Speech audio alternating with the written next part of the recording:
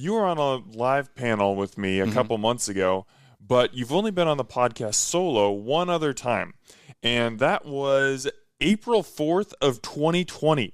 I was going to say I was going to say 7 years, but I guess 6 years now? Yeah, about six and a half years. Yeah. So we were like 2 weeks into the pandemic. I don't think we even knew what was happening at that point.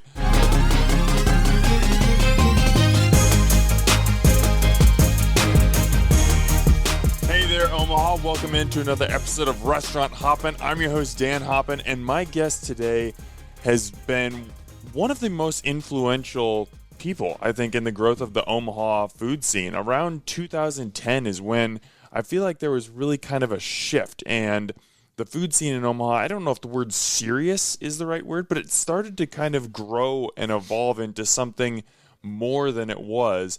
And Paul Kulik was a huge part of that during his time at the Boiler Room and then starting up Le Bouillon, what he's done with Via Farina. This is a very, very influential guy and also a very thoughtful person, someone that I just really like talking to. Paul, welcome to the show. I stumble over my words. Man, it's a pleasure to be here, for sure. For sure. So you were on a live panel with me a couple months ago, but you've only been on the podcast solo one other time, and that was April 4th of 2020. I was going to say I was going to say 7 years, but I guess 6 years now? Yeah, about six and a half years. Yeah. So we were like 2 weeks into the pandemic. I don't think we even knew what was happening at that point. When It was dizzying. When you think back, I know it's hard to just take yourself and plop yourself in another moment, but when you think about that date, early 2020 to where we are now, how do you think food has most changed since then? Well, I have like a working theory about this is going to zoom out real far, then we're going to go back in. I love it. I got this kind of working theory about zeitgeist, which is basically my belief that culture is basically dominated by the prevailing attitudes of kids in their 20s, so between 20 and 30, and the prevailing attitudes, and that changes about every 7 to 10 years.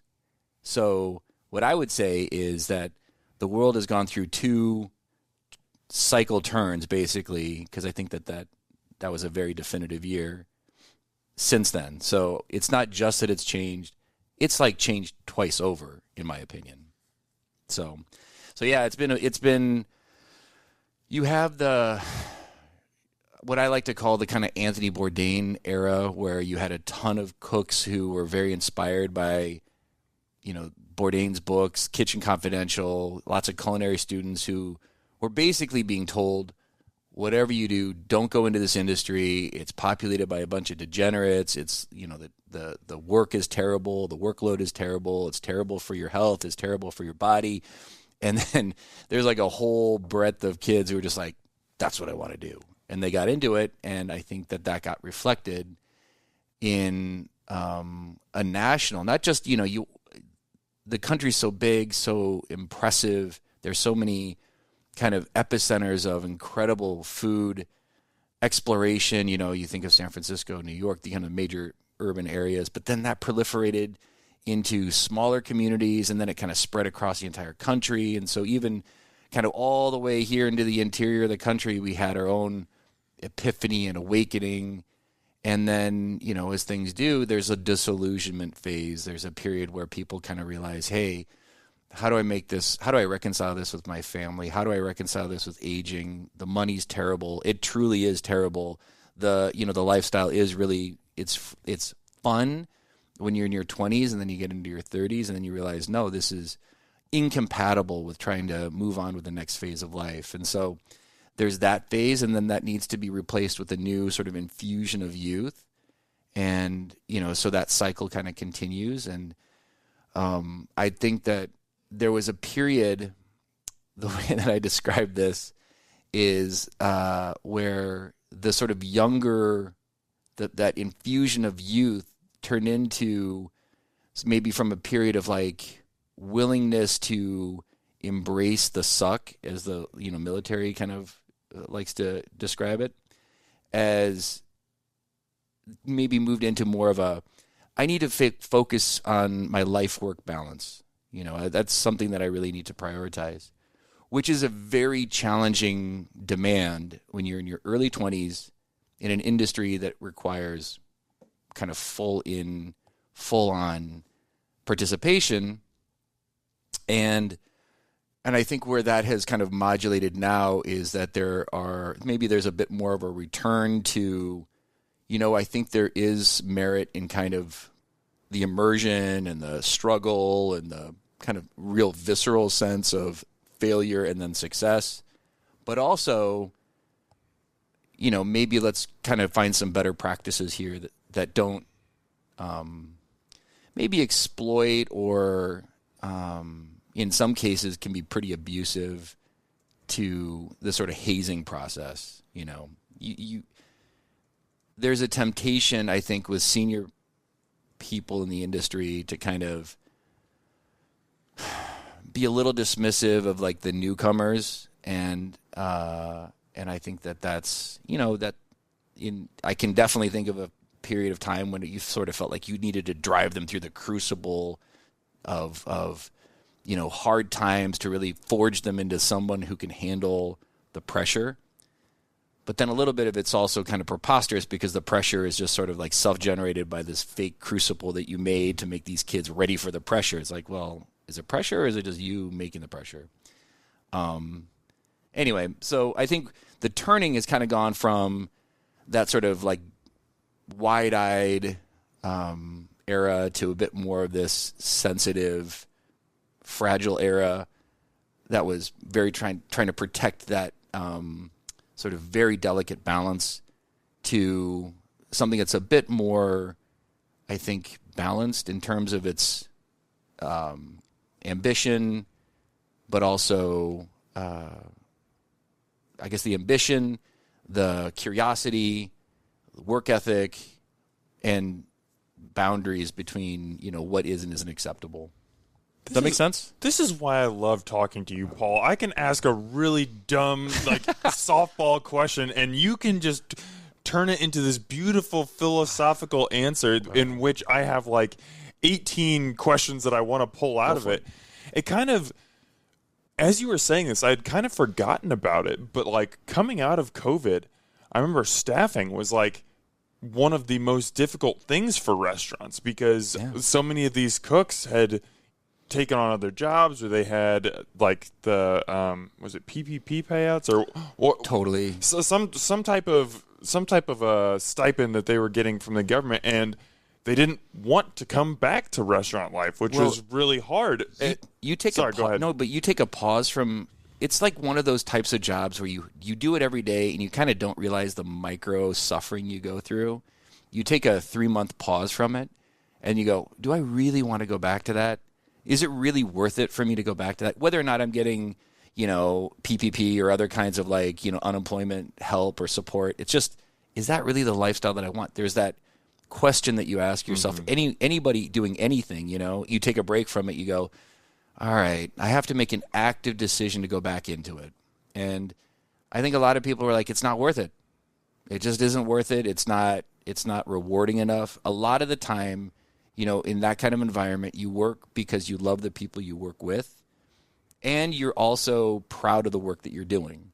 And I think there's tons of pressure that 2020 put on restaurants, tons and tons of pressure between, trying to stay financially viable. There were supply chain concerns. So are you getting the same level of quality of product? There's inflation that goes through the roof. And so now you're like, okay, in order to deliver the same kind of product, either I eat all this or I pass this along to the consumer. The consumer is getting a lot more, burden. Initially, it was unbelievable the amount of support that the public had, to find their restaurant that they loved and to, commit to whatever it would take to support it. And then, just like anything else, it's everyone's kind of feeling the pinch and sort of okay, well, how do we make this industry continue?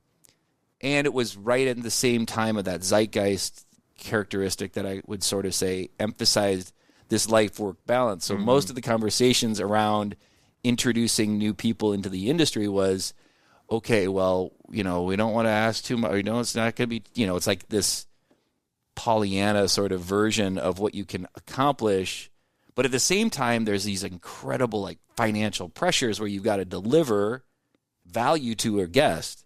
You got to deliver hospitality value. You got to deliver what's on the plate. It's got to make sense.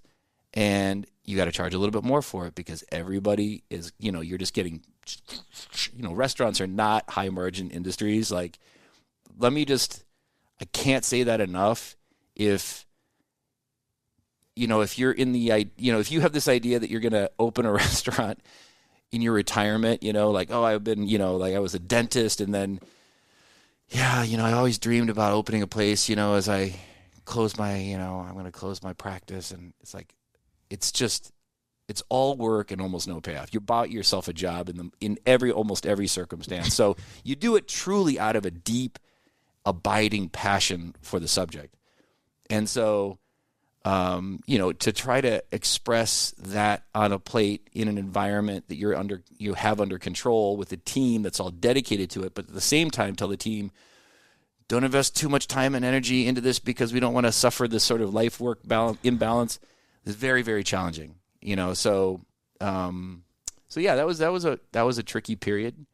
I think there are good cooks who came out of that. There are better practices that came from that in the restaurant business itself. I think that probably hit across all industries. It's interesting because we were an in-person industry in 2020, and all in-person industries had to face this sort of existential reality. Like, why do you exist? Like, why do restaurants exist? Because we were told if you were face-to-face, you could potentially kill somebody. And so that hits like a hammer. If you think that the whole purpose of hospitality is to be able to have and share these like interpersonal moments and then go from that to but you're also a vector of transmission in this deadly disease that could end up, who knows what. And so, for a thoughtful person, you might go, well, why does this industry exist in the first place? Why do we get together? Why do we do this in person? And I think a lot of industries moved away from in person, commerce, a lot of, if you were in offices, you went home. If you were in schools, you went home. You stayed bunkered. You stayed apart. And it was maybe just a couple of months here, but kind of broadly speaking, it sort of came and went over the next kind of 2 years, really, 20 and deep into 21. So habits start to form and you start to think, well, how much do I really need to interact with other people? I think that was part of the psyche, generally speaking. But then the reality was, at least for us in our industry, and, I sort of am grateful because I don't think I'll ever get another chance to really, truly at the root level rethink the nature of what it is that we do. Like, we're never going to get a break. Oh, I hope we don't get another break like that. Yeah. You know what I mean? And then kind of come to the conclusion that summer of, oh yeah, people actually do need to celebrate and mourn. We do need to see one another. We do need to that interaction that happens at a table is a precious and necessary thing for human flourishing, not just individual, but human flourishing. So yeah, it was really validating as an industry. But I guess the challenge of trying to, build from that, of building from this, okay, we don't know why we should exist. Okay, actually, no, we're confident that people need to have a place to go and congregate and have this, these shared experiences, but then also deliver a curated experience, because restaurants are curated experiences. They're not just, well, that's not entirely true. There's some people who do just kind of open up a place and let people do whatever they want in them, and you make as minimal number of decisions as possible. I think, at a higher level of hospitality, you're trying to control the chaos, and so you don't have as much kind of latitude to let things just transpire. You kind of want to do a little bit more, let's control the margins, let's control maybe inside the margins, let's maybe try to create a column of what actually is occurring at every table, despite every table having a slightly different reason for being in the restaurant. And so, you have to train, there's, is it Keith McNally or is it, I'm trying to remember what restaurateur wrote, you have two kind of balancing elements to the front of the house. You have the hospitality and you have service. And hospitality is kind of what you feel like is your role as someone in a job to make other people feel comfortable and happy. And then your service is what the institution is telling you have to do as part of your role. So what are the specific discrete tasks that you have so that everybody can work together? And you have to balance those things. Service can never be the enemy of hospitality, and hospitality can never be the enemy of service, which seems like that should never be in conflict, but it easily can be because, you think, there's lots of things that a restaurant may have, but there's some things that it doesn't offer. So hospitality makes a guest feel comfortable no matter what. If you're like peak hospitality, you just, whatever a guest wants, a guest gets. Great example of that would be if you're a member of a private club and you go into the private club and you say, I want a flabbity flu. They will go to no length, to all lengths to get you the flabbity flu. If you're in a restaurant, well, you're already limited to what the concept of the restaurant is. If you're in a Mexican restaurant, you're not in a sushi restaurant, for example. So if a guest asks for a California roll and you're a taco joint, what do you do? What do you do as a taco place? You say, we don't do that here. And that, of course, is like deflating. Now, I'm being obviously obtuse. That's an exaggeration. But in every sort of dynamic, a restaurant that decides to do this can't also do that. So you're telling somebody no, we don't do that here. And guests that hear no, they get a little upset. And so hospitality demands that the restaurant kind of bridge that gap. So if you can picture that in all kind of possible directions. So like, I don't understand what this word is on this menu. I don't understand how this restaurant works. I don't understand, like how I'm supposed to order. I don't understand whatever the concept of the restaurant is, the restaurant has to bridge that gap. And so hospitality is how you bridge that gap. And if you do that, you have a server who's spending all this time kind of dedicated to bridging that gap. So what does that mean? That means that individual is committed to that specific task at the expense of all these other things that same person could be doing for the whole team. The person can't be answering a phone, greeting another guest, can't be delivering food, can't be delivering drinks, can't be making drinks. So, you have to figure out what is the degree that you reach out to help that guest without sacrificing what you're supposed to be doing to make sure that every guest is getting exactly the same minimum level of executable tasks to make sure that they're having at the best expression of the restaurant. Does that make sense? I feel like I'm kind of talking in circles there. No, a lot of things. No, I'm just getting overwhelmed thinking like I could never be a restaurateur. And I'm getting overwhelmed just in this one tiny piece of it because there's so many components that go into it. Well, you're controlling entropy. Yeah. So like that's the problem. I joke about this all the time when, people talk about what it's like in a restaurant. It's, every environment, this studio, your life, your house, whatever, is always falling apart. Everything is falling apart all the time. That's why we do maintenance. That's why we have to check on things to make sure that they work. That's why we have to pay bills. And so in a controlled environment, the more you try to control the environment, the more details you realize are kind of falling apart. And restaurants are just entropy in overdrive because everything's breaking literally all the time. And you're trying to fix all that while turning around, giving a smile like, hey, everything's fine. You know what I mean? Like that's the balancing act. And so, you're trying to develop a system that you can apply across the board because you don't know why somebody's come to your place. They might be, again, going back to the 2020 question, they might be mourning something. They might be celebrating something. It might be a Tuesday. It might be a date. It might be a first date. It might be a last date. You know what I mean? Like all kinds of reasons. And so, you have to provide this, and for your reputation, for your sense of accomplishment, you've got to provide a certain kind of uniform standard. Well, how do you do that? How do you do that when everything's breaking and everybody's there for a different reason and has a completely different background? And some people are extremely well traveled and kind of know exactly what you want, and other people are completely unfamiliar with this. It's their first time in a place that is even remotely similar. they're, reticent, they're internalizing, like how do you provide the same kind of level of or standard of service? And that's the question.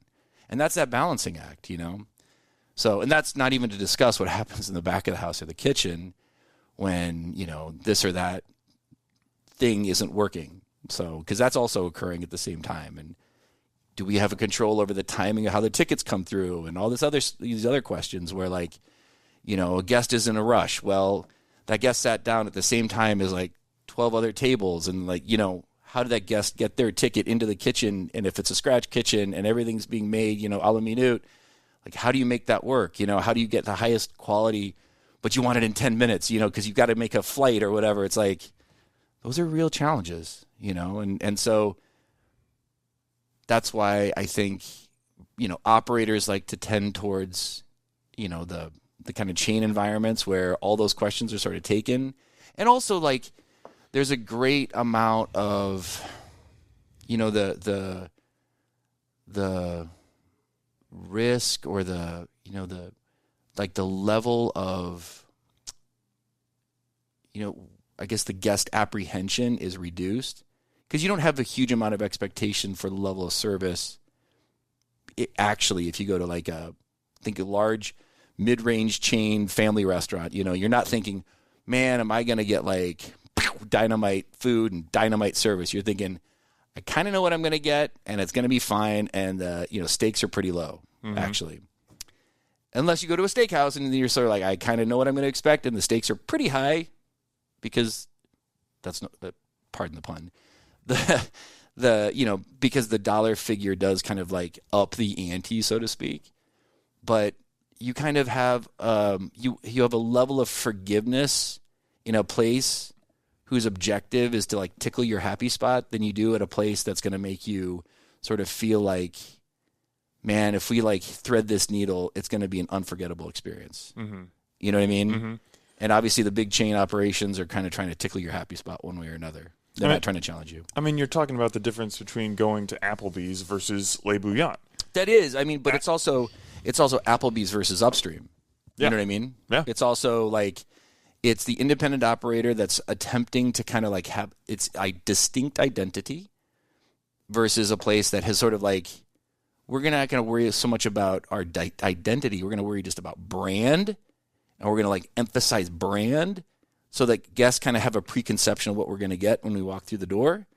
And then we're just going to coast on that. We're going to let that kind of like let that ride. So, that's how I would sort of distinguish that. Because obviously, like Bouillon has a different kind of mission than Applebee's. Oh, entirely. There's a kind of a regional French restaurant chain called Mon Ami Gabi, which is like, if anything, the sort of quasi equivalent. It would be the sort of French version of an Olive Garden, if you can imagine what that would be like. Sort of East Coast. It's regional. funny in my head. It seems funny, but when you go there, it's like, oh yeah, they hit like all the, like think of a checklist of all the things that you would want in a French restaurant. Mm-hmm. Like what would that entail? Well, you need to have posters of like, of Lillet and stuff like that on the wall and a couple of mirrors. You need to have like French onion soup. You need to have cocoa, like there's a couple of dishes. Tables need to look a certain way. Wine glasses have to be this shape. Like they're just things that you would sort of have as your stereotypical French restaurant. Well, why wouldn't you just kind of take that template and then make it a thing? If Italian food which is a hyper-regional country and very complicated cuisine history, if we can sort of generalize that and be like, oh yeah, Olive Garden is just Italian food, whatever that means. Well, of course you can do it with French food. You would do it with the Chinese food, and Chinese food in America has almost no kind of relationship to food in China. Most places in China. So, we sort of do that to sort of help a guest overcome those initial hurdles of, I don't know what this place is all about. Or Bouillon kind of, and Boiler Room and restaurants I've been involved in, maybe by personality, is a little bit more like, okay, we're going to make there be a little bit more of a gap that you have to kind of overcome. But if you overcome it, if we help you kind of bridge that gap, you're just going to leave with an unforgettable experience. How do you bridge that gap? Well, so, like the bigger challenge is, I don't think in the technique of that, but it's like how do you get the stakes raised and lowered at the same time? So like you're trying to do opposite things. You want to make a guest feel like, don't worry, we got you taken care of. We think about this literally all the time. And at the same time, when we sort of accomplish the thing that you didn't think that you wanted, but you got anyway, then you go, oh my gosh, this is amazing. I want to I can't stop thinking about this, whatever. And so that's kind of accomplishing both at the same time. You like to think that you always want to be more critical of your execution than a guest could be critical of your execution. So whatever that was that happened at table X, Y, or Z, that you, when I say you, I mean the team, can identify every last sort of, okay, was this right? Was this right? Was this right on the service note? And then you hope that the hospitality judged that table's disposition correctly, which, a good hiring practice, an astute, front of the house person and floor can accomplish. But there's a lot of variables there. So that's how you do it. But even with the best of intentions, it's very hard to hit, like, how baseball is like, if you get 1 out of 4 or 1 out of 3, you feel you're like doing great. Yeah. You're like, if you're a 300 hitter, you're one of the best in baseball right now. And if you hit about half your shots in basketball, you're like awesome. Got a great shooting percentage, totally. Yeah. If you get 1 out of 10 wrong, if you get 1 out of 100 wrong, it's killing you. Like, that's the margin that you have to work towards. It's a lot. It's very, again, if you don't get a sense of accomplishment and reward from it, it's very hard to justify. Mm-hmm. So that's why there's the exodus from the industry, and that's also why there's the curiosity to return back to the industry. And when you're talking about hospitality, I mean, like, the difference between, and I can't pronounce, I'm not even going to try and pronounce the chain French restaurant that you mentioned on the East Coast, but like, when someone goes in there, or when someone goes to an Applebee's or whatever, they think, I'm going to sit down, my waiter's going to come over, they're going to say, what would you like to order? I order, eventually they'll bring it out, I eat, I pay, I leave. When someone comes to a restaurant like Le Bouillon, you're trying to craft an experience for them. So immediately when a guest walks through the door and sits down, the front of house staff, the server, the restaurateur, whoever it might be, is in fact-finding mode, trying to figure out, is this table's first time here? Are they having a good day? Are they having a bad day?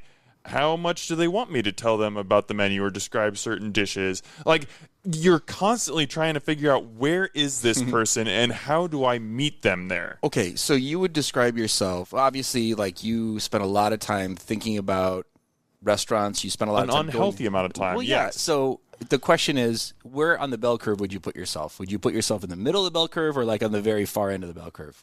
I would probably put you near the far end of the bell curve. I'm someone who looks at the menu like 18 times the day I go to a restaurant. And so you're the type of person who's doing research ahead of time, right? Mm-hmm. What is compelling for you to make a decision?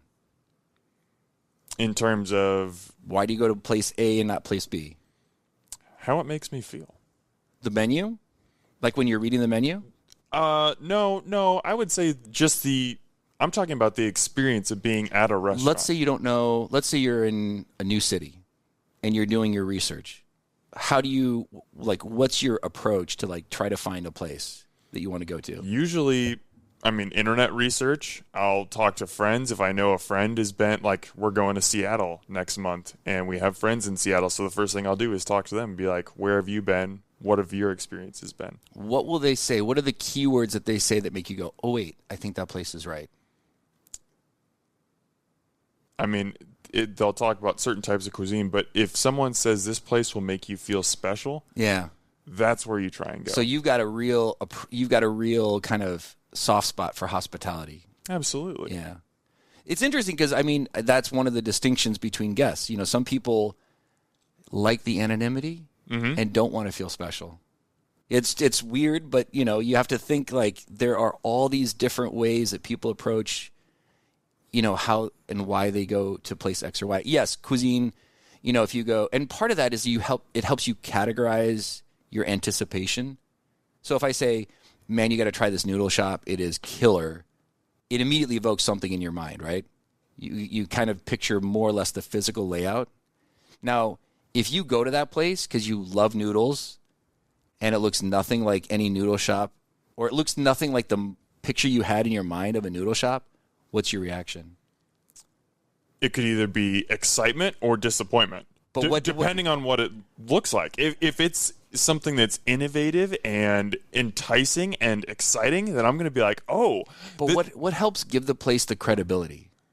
Because I think what you're hitting on, and I think this is what's really, I think, crucial, is you walk into a place that violates that expectation, and you go, man, this place is lazy, and they're doing something that isn't right. Or you go, it's innovative, but what is it about the innovation that makes you give them that trust? Does that make sense? Yes, I think that varies greatly from restaurant experience to restaurant experience. I'm trying to pull up an idea, an example in my head right now. I mean, I would even say okay, have you been to Crafted Ramen Miso Lotto, or have you heard of that?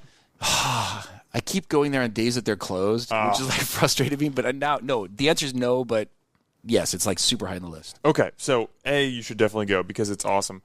B, that rearranged, that is exactly what you're talking about. It rearranged my thought of a noodle shop because Omaha has some good ramen shops, and they're all relatively similar vibe, kind of small. You can see people cooking the ramen over there. You go in Misolado, and it's there's a little market at the front. You can see all the noodles being pulled, cooked in the open kitchen right there. You actually pay for your meal before you eat it. You order everything, and then they make everything in-house. So the soups, the broth, the noodles, the hot sauce, everything. So that restaurant, the first time I went there, shifted my mind completely in what a noodle shop or a ramen restaurant can be in a good way. And I'm sure that I won't name any places, but I've had experiences on the other end where I have this expectation of a ramen shop, and I go in and I'm just like, man, this is a bummer. Yeah, right. So I think that it can go both ways. I totally agree. And I think what ends up happening, and I don't mean to speak for you, but I think what ends up happening is you're looking at the competency of the place. I think all of us that are definitely looking for an experience, one of the killers is you walk in a joint and you don't get the feeling that they care if you're there or not. Yes, absolutely. Is this person here to just cash a paycheck and make some money, or do they actually care about how I feel when I leave? Yeah, and and so, I think, and I don't mean to create animosity towards, but there are giant restaurant brands who are there exclusively to cater to people who maybe kind of don't pay a lot of attention to that facet of it. They like the anonymity. They like the convenience and predictability. But if you are at all concerned about what your experience is going to be, if you care about that at all, and you walk into a place and you're impressed by the level of dedication to their craft, even if it isn't executed well, even if it isn't good, you're man, credit to try. You know what I mean? I think. So, and I've had places where, what got delivered maybe didn't hit, but just, good for them for just being thoughtful and attempting to try to do it on their own. They're really sort of, maybe they didn't hit that day, because the margin of error for places like that is tiny. If you go to a place, I'm sure you've had these experiences too. Tell me if you have. I'm actually curious now. I shouldn't have just assumed that you have. You go to a place, your first vibe is oh man, this is clearly a team that really is into the thing that they're doing. They're really committed to it. But then you get the thing, and it's it really wasn't. That really wasn't for me, or it really didn't hit. Something was off on this experience. for whatever reason, like things that were under their control, things that weren't under their control. What is your reaction to an experience like that? What do you feel? I feel, especially as someone who really looks forward to going out to eat. So again, I'm on that end of the bell curve. I feel a little let down because I was looking forward to this great meal. And if the food is a little bit of a miss and I'm not getting that great meal, especially if I'm paying more for it, there is a feeling of a little bit of a letdown. But I think what you're speaking towards is if I can still understand that they tried, that there was effort, that there was real thought to what's going on, I'm more than willing to give grace because everybody makes mistakes. Totally. I screw up all the time. If somebody judged me and every interaction with me and then decided whether they wanted to interact with me based off of your worst moment or whatever. Yeah, no one would be my friend. Yeah. My wife would not have married me. Like, no chance. I'll even give an example, and I'll name a restaurant. My wife and I, my family and I've taken friends there, have had so many great experiences at Dante. Mm-hmm. We had one time, probably a couple times ago, that we went there where the pasta, for whatever reason, it was an off night. I don't know if it was super busy. I didn't really notice, but the pizzas were great. The pasta was a little bit overcooked. It was a little mushy, and my wife was a little let down. But we experienced great hospitality that night. We could see everything that's going on in the kitchen. We can see they're not half-assing it. They're really trying.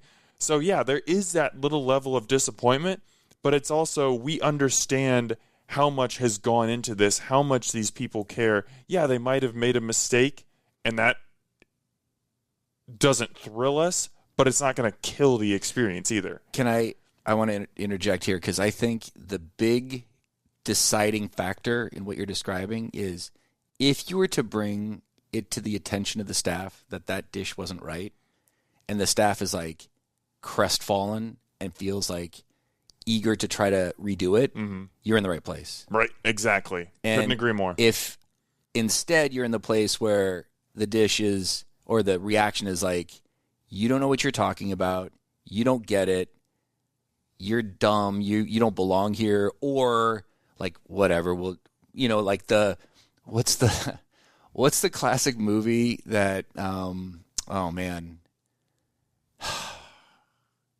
Served? Is that the name of the movie? It takes place in sort of like a Applebee's alternative restaurant, and somebody sends the food back, and let's just say that it's not treated very well. You know what I mean? Yes. So there's like mythos surrounding, like if you're at a certain place and you send the food back and you're worried about what the reaction of the kitchen's going to be, you're in the wrong place. Yeah. If you're searching for an experience, and I think that one absolute core principle is, if you care about hospitality, if you care about just being a good operator, you want to deliver perfection, which is hilarious because perfection doesn't exist. So what are you actually doing is you're disappointing yourself every day, but it's the pursuit that actually makes the difference. And so, there are definitely guests who, when it doesn't go right and you're like, oh, if I just had the opportunity to fix it, I just can't, I wish I had the opportunity to fix it. Sometimes guests give that grace, and sometimes guests are just pretty upset about it. But I'll tell you, it's always the instant reaction is, I want, and the whole team basically is, we want to make this right. We want you to leave feeling good about your night. You're in the right place if the team kind of from top to bottom sort of feels like they want you to have a good experience. They don't want you to open your checkbook or your wallet. They don't want you just to be another number on like the guest count.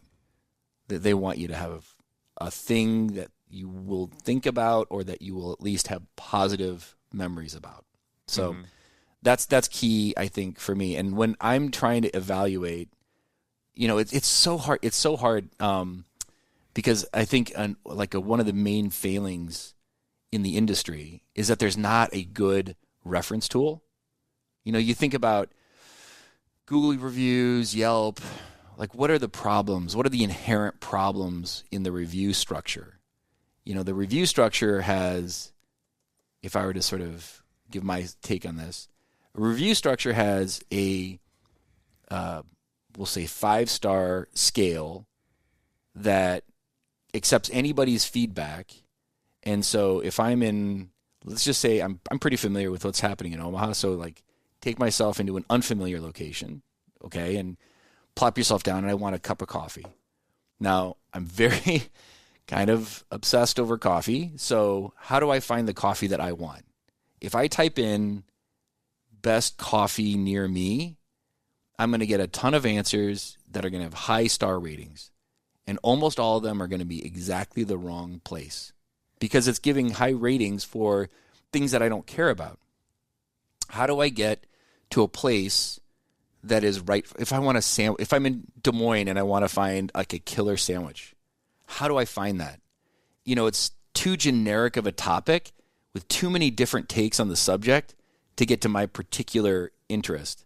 And so, you know, then you start to look at, okay, well, what are the other platforms? You know, who's the Dan Hoppen in Des Moines that I can, you know, listen to and find, you know, some sort of recommendation? Or what does the paper have to say? Is the paper credible? Is there any kind of like, and now I'm sifting through 3 or 4 different pages worth of material just to get a cup of coffee. And time is just like, you know, like spinning away as I'm in Denver and I'm trying to get a good cup of coffee. But like, is it the good cup of coffee or is it the kind of cup of coffee that's the cup of coffee that I don't want, but that has all the other stuff that everybody else might be really excited about? And, you know, that's, I think, overall, I think that's a challenge to try to find a credible reference point. How do I get a recommendation that makes sense for me? Not for everybody, but for me. How do I get that done right? And that's why I was asking you about when you travel, where do you go, or how do you decide where you want to kind of prioritize where you go? Does that make sense? I generally do. Like, I'll look at like probably Eater, or I try and find local bloggers. Definitely don't look at Yelp. So this actually brings up a really interesting question in my mind, and something that I've never asked a guest before. What is, in your opinion, as a chef and a restaurant owner, the ideal review structure? Well, for restaurants. I used to call this my $1 billion idea. It's now probably I'm really excited. Not a $1 billion idea anymore, and I encourage any listener or yourself to take advantage of this. No, the issue. Do you remember in the early days of Netflix when, you know, you would rate your movies that you watched, and it would spit back a rating system based on your preferences? Yeah. Spotify kind of does the same thing. A lot of these services do the same thing. What I think makes sense, and there's probably something similar to this, and there are in larger markets more and better attuned review structures for restaurants like Belly or whatever else. But I think broadly speaking, if there was a way that your review structure could predict what your preferences are so that you're building your own kind of star system, your own algorithm for yourself, for your tastes, I think that's the answer. I think it makes more sense to be kind of like focusing in on that. Now, I actually think, and I wanted to get your take on this, when I say something has good or bad taste, when I use those words, taste is like that kind of a noun. I'm not talking about, oh, that's my preference. I'm saying it's a specific skill. Like if you have good taste, it's a specific skill. That means that you can distinguish things that have quality from things that don't have quality. So that's to be distinguished from just your preference. I think a star system should be based according to your preferences. Like, you know, if you're the type of person that has good taste, which means that everything you want all the time has to have high quality, whatever it is, however kind of like nonsensical the thing is you're looking for, then the star system should reflect that. If you're looking for convenience 100% of the time and you don't really care whether the quality is high or no, but convenience is priority, then your star system should reflect that. And I think that the cross kind of contamination of all those different priorities makes it like very challenging to find exactly what you're looking for. And more importantly, from an operator standpoint, makes it very hard for guests to anticipate properly what their experience is going to be like in a new restaurant or a new place, especially if it's independently run and doesn't have this brand engine that's trying to like tell everybody what their feeling should be when they walk through the door. Mm-hmm. You know, like I don't have the same level of brand power as like when you're Here Your Family, or, you know, you think about a couple of the, you know, big name kind of taglines, you know, they have a marketing budget that's designed to make you feel a certain way before you walk through the door. And independent operators are just like trying to make sure that the entropy in your little snow globe isn't tearing everything apart. So there's an operational focus as opposed to which you think is going to take care of the people who, you know, who are maybe skeptical when they walk through the door. They don't know. And a lot of the places I've been involved with are places when you walk through the door, you go, what have I got myself into? You know? Mm-hmm. And then, so we're operating from that deficit operationally. We're trying to like, come on, it's cool. You're going to have a great time. Just chill. And that's the sort of approach that we have. There are other places that are a little bit better at kind of like softening the blow when you walk through the door, visually speaking. You don't have a severed pig's head on the wall, for example. That's Boiler Room, not Bouillon. We don't have any pig's heads on the wall. But we do have weird, funky, like almost unintelligible art that's very important and very crucial to the history of the neighborhood that I think helps distinguish the whole experience. So if you're willing to overcome that little hurdle, that visual hurdle, and embrace it and kind of, hey, this is key to realizing this is going to be a distinctive experience, then I think you're in for a good ride. Mm-hmm. Okay. We could keep going down this path, and I would absolutely love to, but I've got to give you and Bouillon some flowers. We've been talking for 50 minutes. We barely mentioned your restaurant. Oh, my goodness. Let's talk about it. Which is totally fine, because I've absolutely loved this conversation, and this could be like a 6-hour Joe Rogan podcast. Oh, my goodness. You, in your life, Paul, have received 2 nominations for the James Beard Awards, which are like the Emmys, the Grammys, whatever of the food world. In 2012, you were nominated for Best Chef Midwest, and then this year, 2026, Le Bouillon was a semifinalist for Outstanding Wine and Other Beverages program. Mm-hmm. These are 2 very different circumstances for you. One is you're early in your career, you're trying to prove yourself, and that's a singular award. The one that you got this past year, you're well established, you've had a restaurant for over a decade now, and it's a team award. Mm-hmm. So it's kind of comparing apples and oranges, but when you look at those 2, is one more meaningful than the other? Well, or are they both important in distinct ways?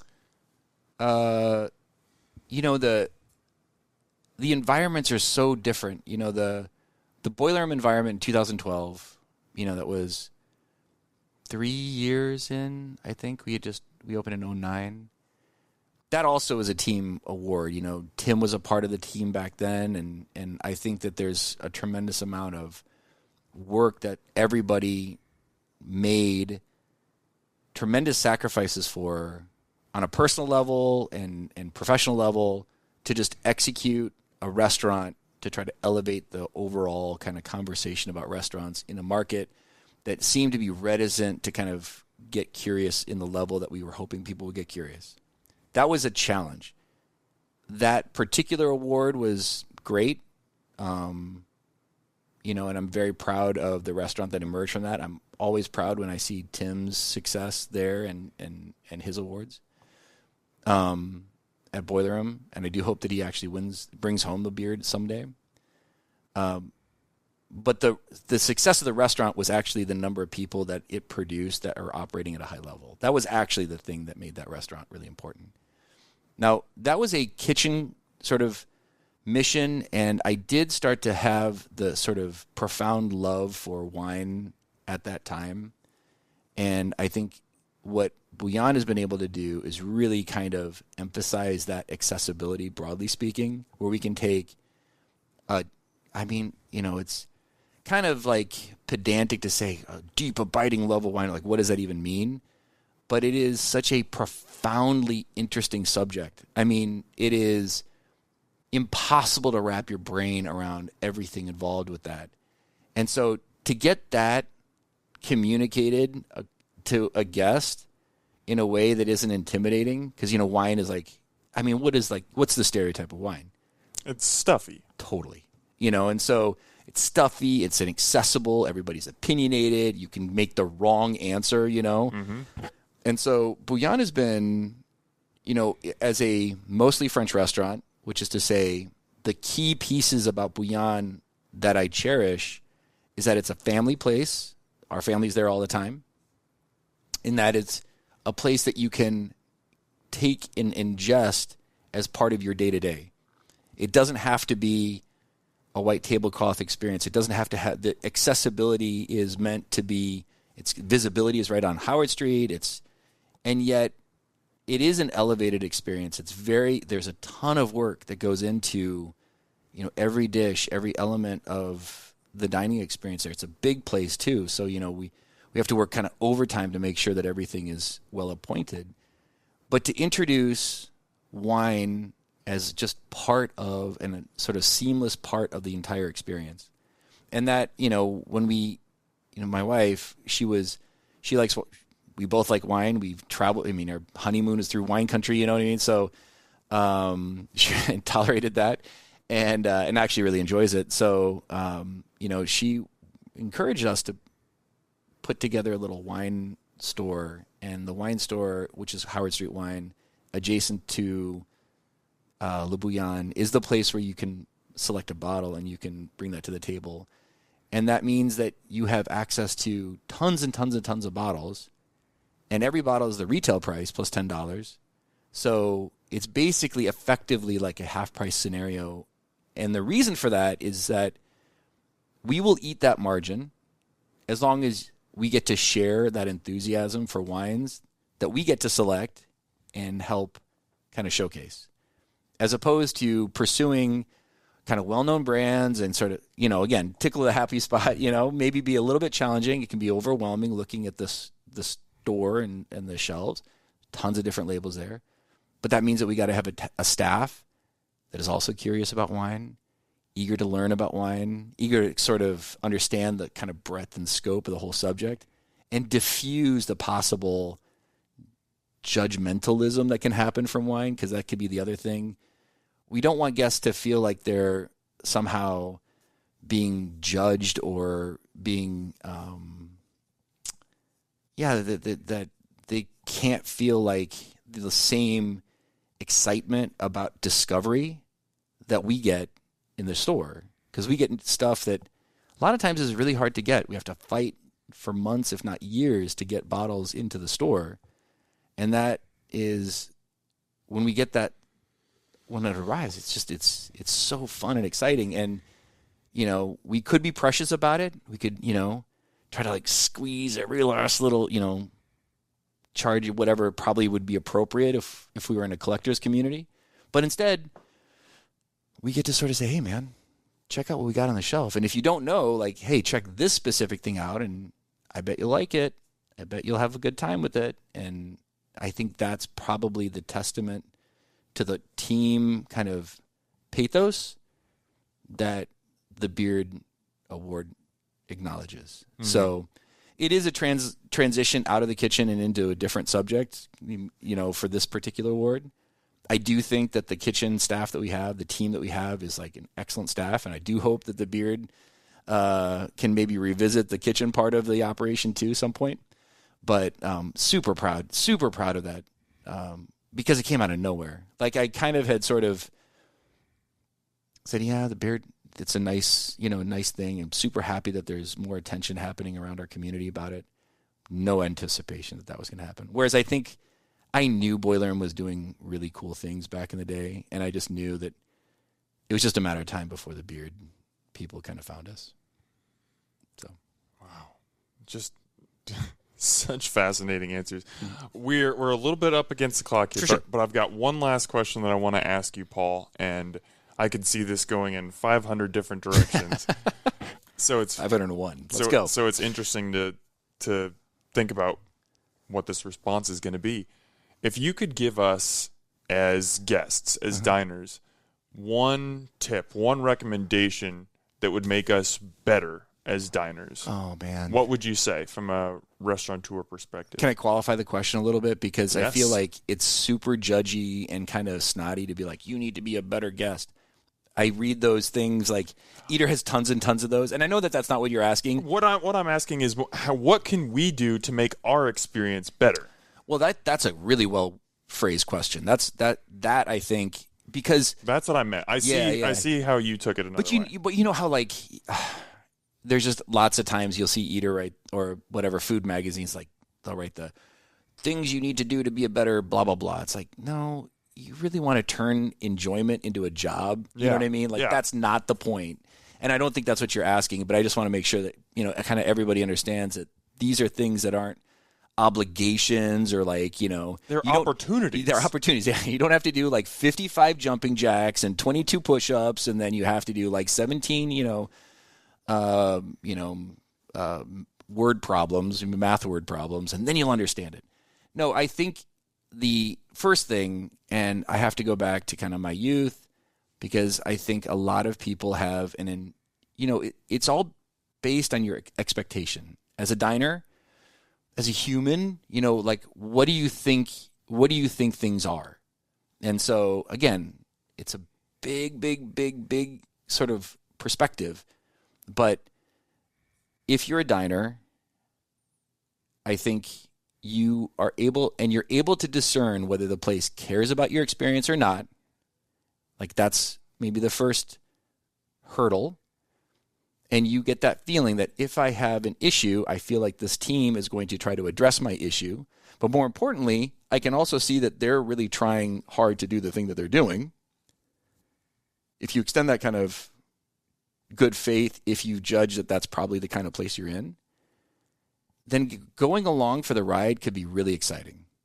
If you, allow people who are good at what they do to do what they do, you might have the ride of your life. Now, if it isn't the ride of your life, you hate it, the other thing to remember is it's one experience, and then you can move on with the rest of your life. Like, it's okay. But I'll never forget when I was a kid and I thought that I kind of had my whole sort of understanding of the world of food. I kind of had that all buttoned up. And then, the kind of stereotypical story, I spent a year in France, and I remember the kind of moment where somebody challenged me, like, you don't have to eat that if you don't want it, because we know you're an American. I was like, don't tell me what I do. Like, and that was the sort of, because, dispositionally, that helped me kind of go, maybe I will try stuff. Maybe I will try something that I don't like. And the curiosity has served me well, in terms of what my career is. And I'm not asking everybody to be curious, but if you can determine that a place is operating in good faith and that they're really trying to do whatever it is that they're trying to do, and you let them do that thing and you kind of go along with that ride, I think more often than not, the result is going to be overwhelmingly exciting. And if it isn't exciting, either you don't move, you leave it, and that was just a thing, and then it becomes an anecdote that you tell people about why you don't like the place X, or maybe you give them an opportunity to fix it, and you'll be blown away at their professionalism in fixing that for you, and then that becomes the excitement that you didn't realize that you could enjoy. So that's probably what I would say. If the two conversations that I hated having back in the day, this is like forever ago, and because been around for a little while, it's still kind of like there's a little bit of that low grade concern. One is the portion size conversation. So portion size conversation is sort of like you have an expectation of what you want to spend when you walk into the restaurant, and because restaurants don't run out of food. So if you're concerned about portion size, that just means that you didn't want to order more things, if that makes sense.